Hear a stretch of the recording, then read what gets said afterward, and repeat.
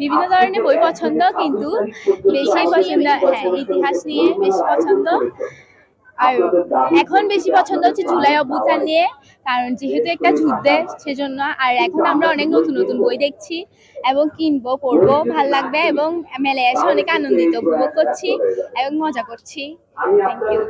আমরা 1971 সালে যুদ্ধ দেখিনি, তো 2024 সালে আমরা যে যুদ্ধ দেখেছি ফার্স্ট টাইম, তো সেজন্য আমাদের অনেক বেশি ভাল লাগে এবং কি এটা জয়ী হয়েছে সেজন্য।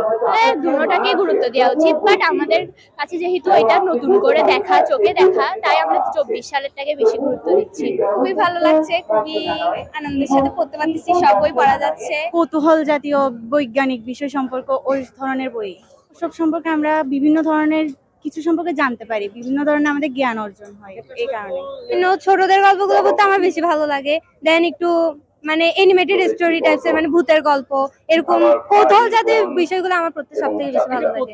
এবার নতুন হয়েছে 31টি নতুন বই এসেছে, তার মধ্যে বিজ্ঞান ভিত্তিক গল্প আছে, তারপর ছড়া আছে, কবিতা আছে, বলছে আপনার এখানে ইংরেজি শিক্ষার বিষয় আছে এবং বাংলা সাহিত্যের যে আদি ইতিহাস সেটিও আছে, যেটি শিশুদের ফ্যান্টাসি ঘিরে আছে, ভূতের গল্প, অদ্ভুত ভূত, যেটি সে একটি কল্পনা জগতের ভবিষ্যৎ, যে আমাদের বাংলাদেশ দেশত্ববোধ, তার মধ্যে দেশের প্রতি ভালোবাসা, তার মধ্যে ভাষার প্রতি ভালোবাসা, বাঙালি হিসাবে নিজেকে গর্বিত করার মতো বিষয়গুলো এবং যে এখানে আরেকটি বিষয় হচ্ছে ছবি আঁকার মজার বইগুলো লিখেছি আমরা, ছবি আঁকি মজা করি, যেটি তার সৃজনশীল বিকাশে অনন্য ভূমিকা রাখবে।